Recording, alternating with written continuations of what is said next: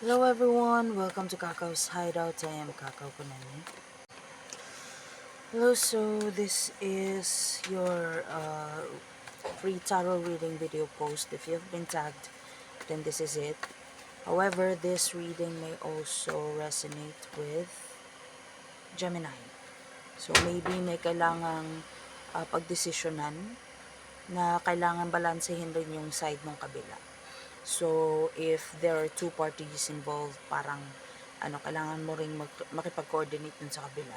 However, lover's card can also mean like, if you notice, di ba sa traditional na Rider Waite, babae, lalaki. So, parang i-assess mo yung feminine and masculine na aspect nung decision making.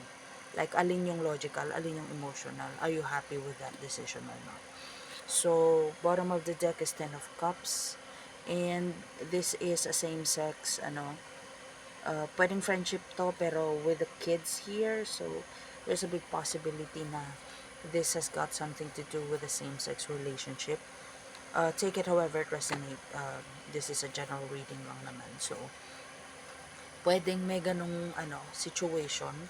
However, if that's not the case, maybe may kailangan kang pagdesisyonan on how are you going to cater to the LGBTQIA plus community.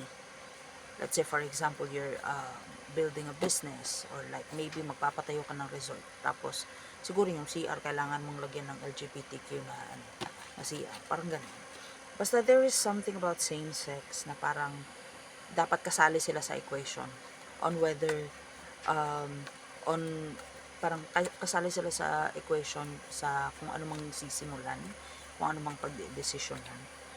However, if another scenario is maybe may kailangan kang i-acknowledge na opinion or warning or advice from someone who had already been there sa kung ano mang pinagdadaanan mo ngayon, especially if this is something na parang pinasa lang sa'yo, like business, binenta, tas ikaw na ngayon yung new owner, or pwedeng bahay, binenta, ikaw na ngayon yung resident. So, parang may ganun na parang may kailangan kang i-coordinate na pwedeng napagdaanan na nila, kaya pwede nilang, parang legit na yung advice nila kasi naranasan nila. Okay? Now, if you're going to do that, possible outcome, 6 of Cups reversed, parang kung ano man yung issue na yun, sa past, parang hindi na magre-repeat sa situation mo. Kasi yun nga, tinackle mo na, nakipag-coordinate ka na dun sa previous na owner or previous na nag-deal ng situation. And bottom of the deck, 3 of Swords reversed, parang may iwasan na yung disappointment regarding that matter. Okay? So, wala na ko ibang scenario na maisip, yun lang. So, if you that's for you. If you would like to have a paid personal reading with me, just send me a private message. Okay? That'll be all.